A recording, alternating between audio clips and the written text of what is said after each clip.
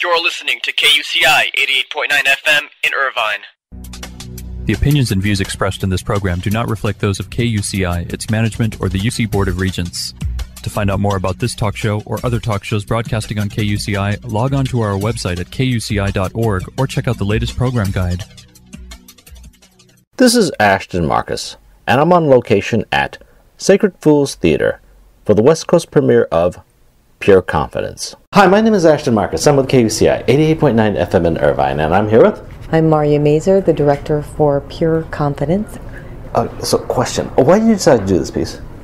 The piece was brought to me by the theater. I fell in love with it really as soon as I read it.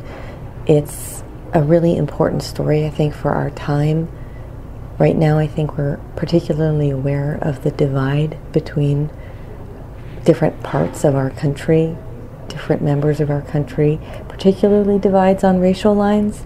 And this play, which goes all the way back to before the Civil War, is a really important reminder of where those divides have come from and what some of the roots of that history are.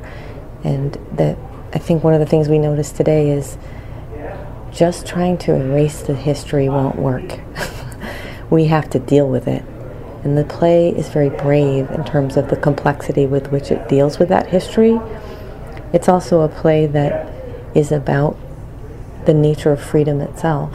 What happens when you have political freedom on the surface, but you don't have economic freedom? Are you really free?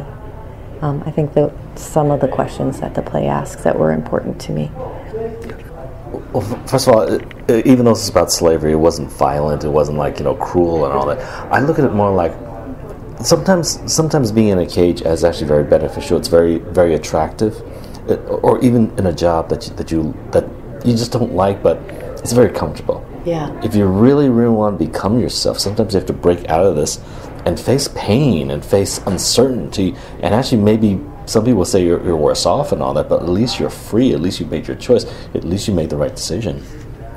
Yeah, I think that's definitely one of the key themes of the play is when you are in a situation where you're taken care of, it can feel comfortable. But at the same time, you don't really know what autonomy is. And when you get that autonomy, it can be scary, it can be powerful, and it can be confusing. And yet, there's a certain comfort in feeling a sense of autonomy, or at least there's a part of us that wants that, even despite how scary it is. I really enjoyed your choice of casting here. I think every person actually nailed the role pretty well. It was very entertaining, and basically they put a lot of life into their characters. So what are your thoughts on that? I feel really lucky to have this cast. I mean, it was just kind of incredible kismet that these people came along at this time in this moment. And one of the things that's been particularly wonderful about working with them is they're very, very collaborative. And I felt that, particularly as a white Jewish woman director, I needed to create a very collaborative space with the cast in order for us to deal with very sensitive, personal, emotional issues about race and class and gender relationship and everything else in a room together where we really felt safe. And that always was the case because of this cast, because they were so open and willing to just get out there and be vulnerable, which is really what the work of being a theater actor is. Question, speaking about casting, what do you look for in your casting, at least for this play? Number one thing I look for is emotional availability and willingness to take chances. Of course, they have to be in the ballpark of the right type for the character, but it's really about understanding how to be active on stage, be in a journey with another actor, be open to what they offer up. Shift your performance according to what you're receiving from another actor, because that's what's interesting to watch. It's interesting to watch people really engage, and luckily we have a cast that's all incredibly capable of doing that. Well, again, I really enjoyed myself tonight. The type of theater I like is usually very dark, very ugly, very, very gritty and all that. This was a little more lighter, but I still enjoyed myself. I was very entertained. I thought the actors performed very well, and I thought the story was actually very pleasant. Oh, wonderful. I think although it definitely serves to entertain, it does have in some ways a dark message at certain times, but it allows us to experience that message with some moments of humor and fun. Okay, once again, I really enjoyed myself. Thank you very much for being on the show. Thank you. Hi, my name is Asha Marcus. I'm with KUCI 88.9 FM in Irvine, and I'm here with Armand Dorsey. Well, I was born and raised in Oakland, California. I moved to Los Angeles about 3 years ago, and I moved here for my acting career, and this is my debut stage performance in LA, so I was very blessed and honored to be part of Lower Depth Ensemble and working with this incredible cast on this very important piece of history. I play Simon Cato. Simon is I would love to meet a Simon Cato, and I hope that I embody him well. He's very proud, and he's very determined, and he's got goals, and he's smart, and he's the kind of person that everybody probably wants as a best friend or a good friend. He's just a real champion in terms of like what he does, how he does it, unapologetic about his talent and his skill, and I think he really wants to be rewarded for the stuff that he does and the good that he does. And, you know, he's got that singular vision of, I want to be free, I want to be free. And it's a huge theme. And it's like, well, what is freedom? Is freedom writing and being free and having passes? Or is it having license of choice, license of decision? And I think the play really explores those two sides of what freedom is in terms of what it means to the other characters and what it means to Simon. Well, first of all, I really like the way you played your character. You really nailed him. Because, again, some people would play a slave as being angry or as being proud or as being... I can't quite put my finger on it, but I could feel the mannerisms, southern mannerisms, like you were trained to be this way. But also you weren't really... You know, it wasn't like, you know, poor me, look at me, I'm a slave. It wasn't that. It was actually a guy going through his normal life and obviously telling everyone, hey, I want to be free. Well, that's the great thing about Carlyle and the way that he wrote Simon.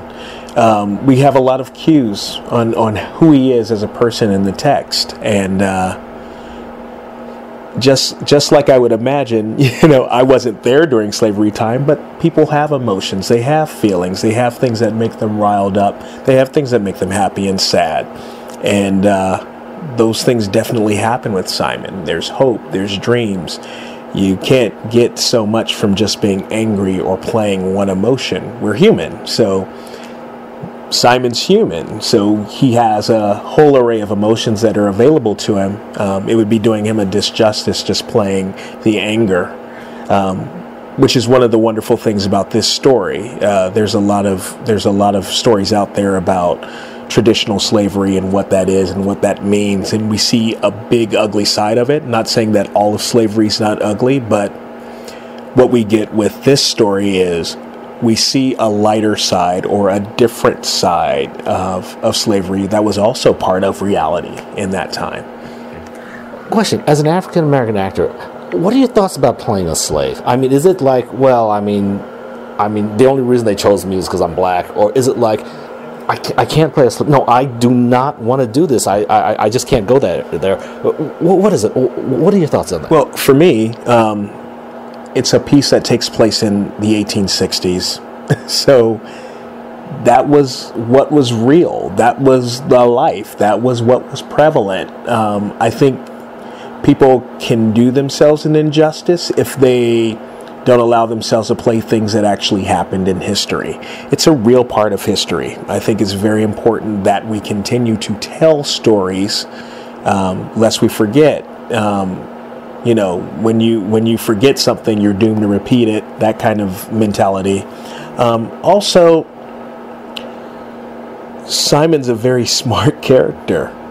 It's hard to say, oh, I'm not going to play Simon because he's a slave. Well, in 1860, slavery existed. I think the injustice comes when you have a stock character or a Jim Crow character or somebody that plays an archetype that doesn't have real feelings, that doesn't have real emotions, that doesn't have different sides. We don't get this with this show. We don't get that with Pure Confidence. There's I mean, I can go on and on. It's like, okay, these are the roles that are allowed us, or these are the roles that are available to us. I'm an actor. I was hired to tell a story.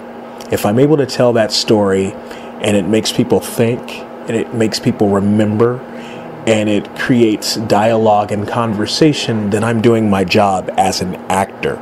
It just so happens that the character I play is African American and is a slave. That's the character I play today. Tomorrow I might be playing a totally different character.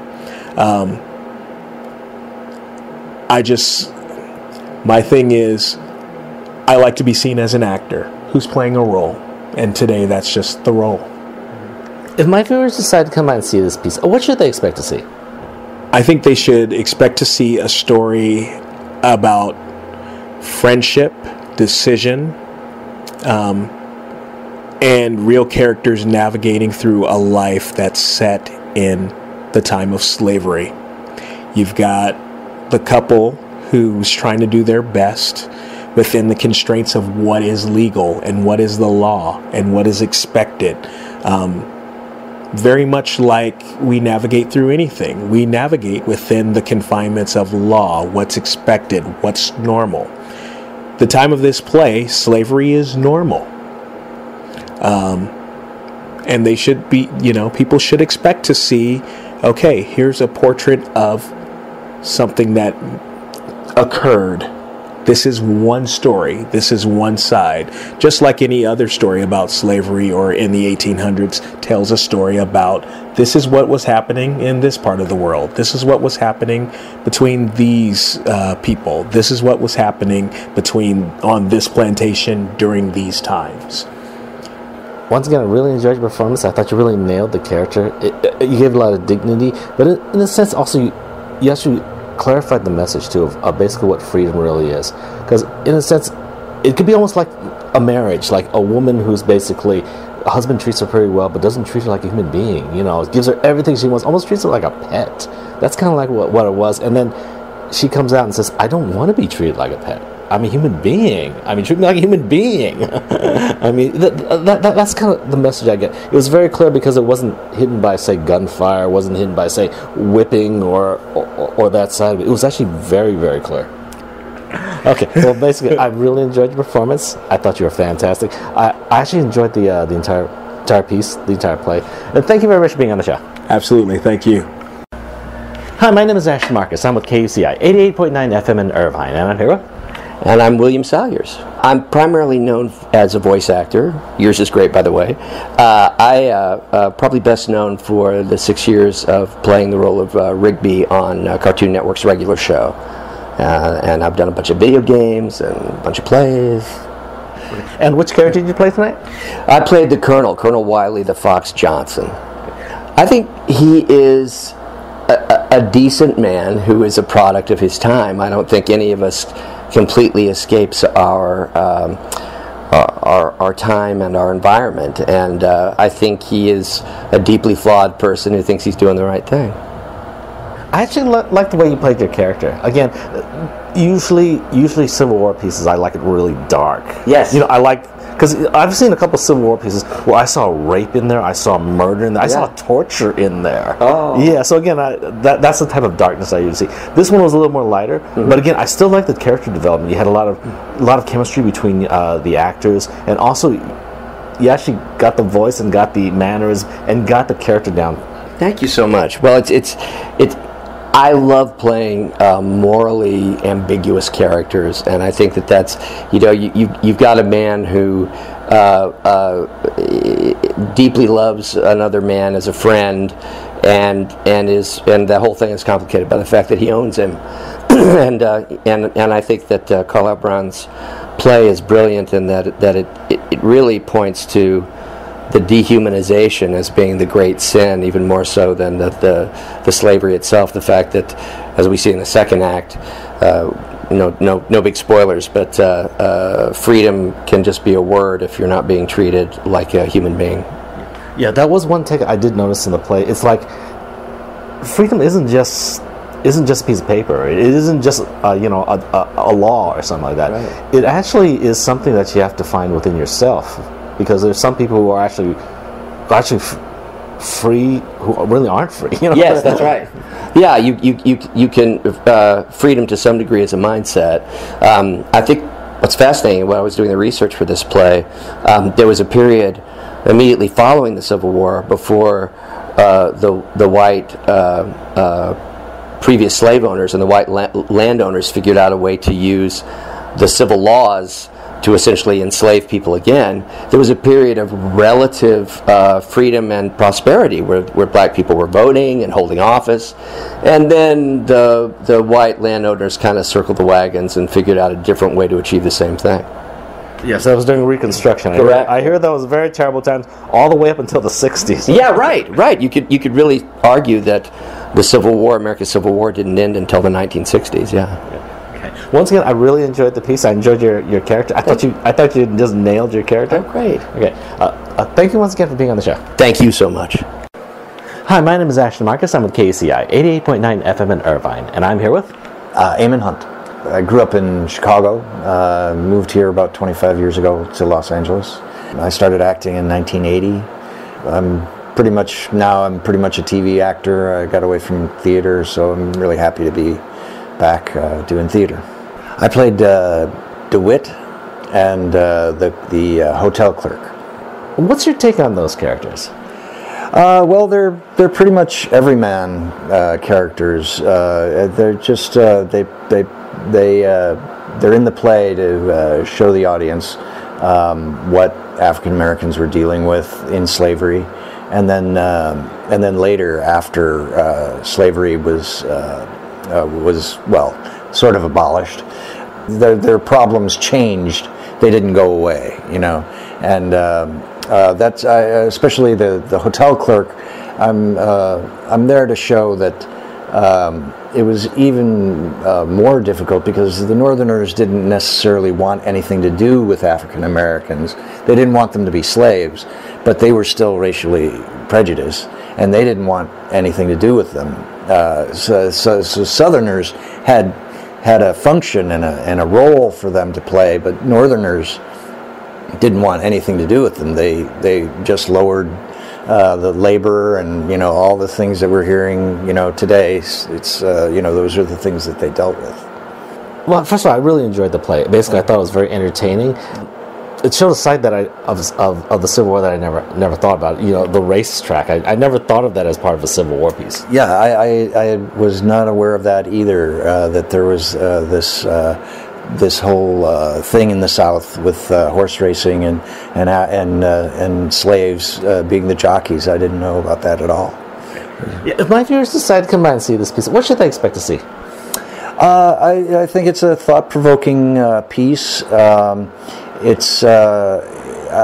think it's a new look at the subject, and it's an interesting take. It's really something people should see, and you think about it. Yeah.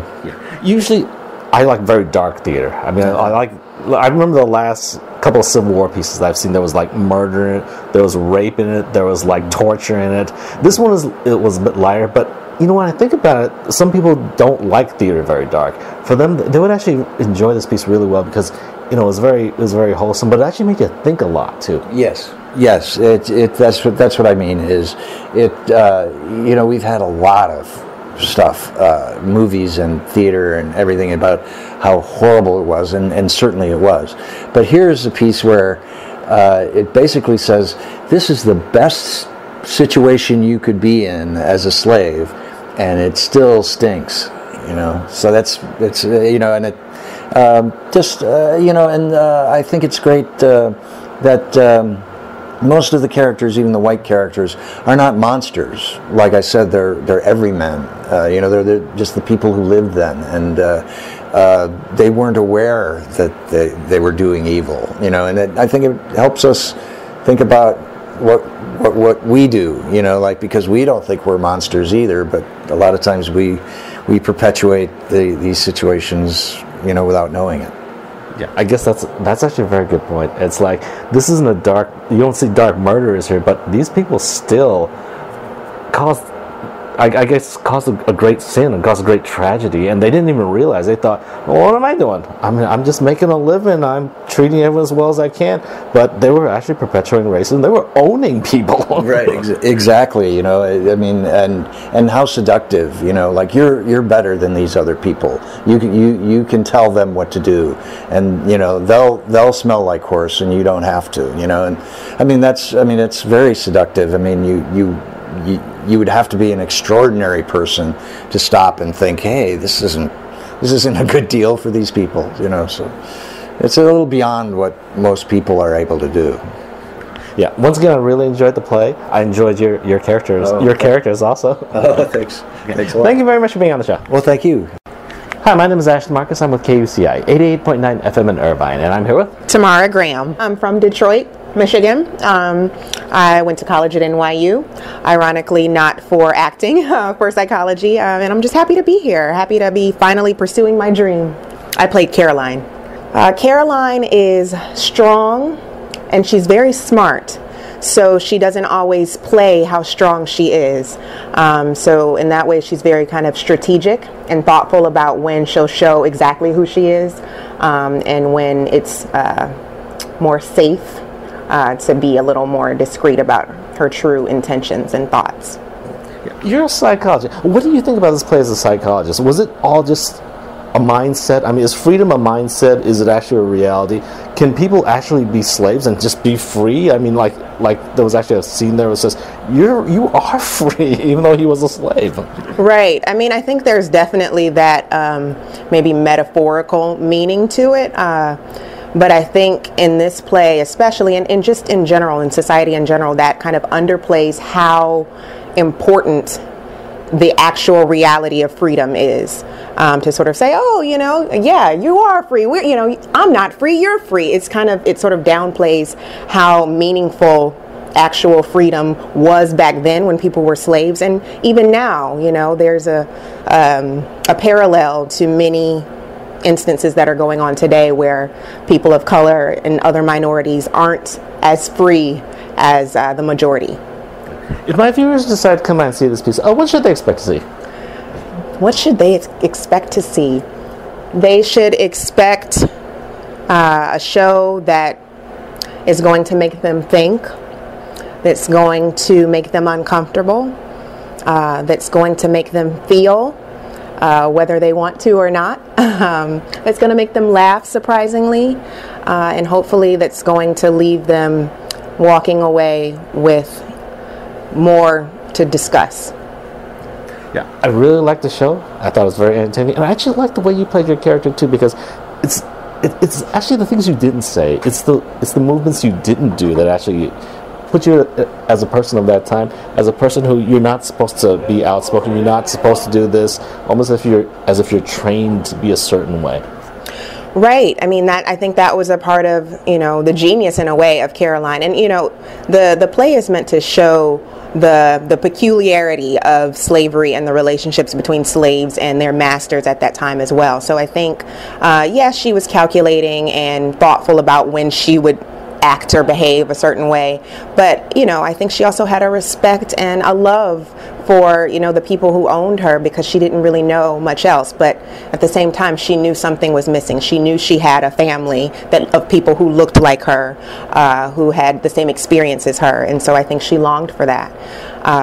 So yeah, you know, she learned a lot from Maddie, her master, the woman that she tended to, and I think that's a part of, you know, her tension, you know, between loving this woman who brought her up, but also wanting to be free of her.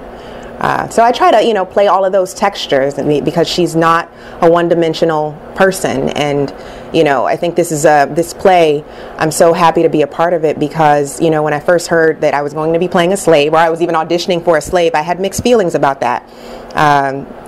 You know, oftentimes that's a role that many black women have to play, a slave or a maid or just someone who's less than. But I'm happy that this play shows a different side of slavery than we've really seen. You know, you see 12 Years a Slave, and you see The Birth of a Nation, and it's that brutal aspect of slavery which we have all become so familiar with seeing on screen and maybe even on stage. So this really is about the relationships in it and the brutality of that sort of psychological aspect of it, where you have people who are kind of in this weird position of loving yet hating, yet, you know, wanting to stay because it's safe, yet wanting to be free because they want more than what they have. So it was a really great opportunity, and I'm happy to be a part of it. Yeah, once again, I really liked your character. I really liked the way you played, and I really enjoyed the play also. Thank you very much for being on the show. Thank you so much. Hi, my name is Asha Marcus. I'm with KUCI 88.9 FM in Irvine, and I'm here with... My name's Dylan John Seaton. I'm originally from San Diego. I've been acting here in Los Angeles for the last 9 years in both theater, and film, and television, and thrilled to be part of this production. I play a couple of characters, the auctioneer and also Tom Rowland, who has a prominent role in the second act of the play. He's a reporter. Tom is an interesting character. You see some overt racism in this play, but Tom is a character who refuses to say the N-word and may even be repulsed by the sound of it. But at the same time, you see Tom embrace and even perpetuate these racist narratives, and he kind of embodies a different brand of racism, a what we might call now a quote unquote well-meaning white person, and it's a racism that can be dangerous because it's not so overt. I really enjoyed myself tonight. Basically, I usually like really dark theater. I mean, I've seen some Civil War pieces where there was murder in it, there was rape, and there was torture in it. Mm-hmm. And those are actually the dramatic theaters that I really like. This one was actually a little lighter, but I thought it actually had a pretty good message in terms of focusing on just exactly what freedom really is. Absolutely, I would agree with you 100%. I think Carlisle Brown does such an effective job of addressing our nation's dark history of racism, and like you said, what freedom really is, and also touching on the post-war Jim Crow and systemic racism that lingers on until today. As you see at the end of the show, I won't spoil it, but yeah, it really is a play about what really is freedom, and I think he addresses that so creatively with the use of this 19th century horse racing, a world which none of us previously knew anything about because it's a history that's largely been buried. So we've all learned quite a bit from being a part of this. Why do you think the horse race was in there? Do you think it symbolized something, or was it just something, a bit of a curiosity? Well, the horse, I think there's a line in the play where Simon Cato, the lead character, says, "Do you think a man is like a horse?" And what he's saying is, he's asking the Colonel, do you see me as something worthy of humanity, or do you see me as, a literal workhorse, like an animal? And I think the metaphor works very well in that way. Yeah. I actually once said something to someone. I said, the racehorses are so valuable. They're worth like millions, even in stud fees alone. So if I was in a building with a racehorse and it was burning down, there is actually an argument that some people say they should save the horse and not me. Right. I know it. That's real, unreal. But at the same time, the black people in the 19th century were valued no more than a horse. They were seen as having a monetary value, and little more, and not something not worthy of humanity, but something that was a means of making white men money, and that's why it's very striking. Okay, once again, I really liked the piece. I enjoyed your performance, and awesome. Thank you very much for being on the show. Thank you so much for having me. I appreciate it. Pure Confidence will be playing at Sacred Fools Theater from April 6th to April 31st. For more information, go to www.lower-depth.com.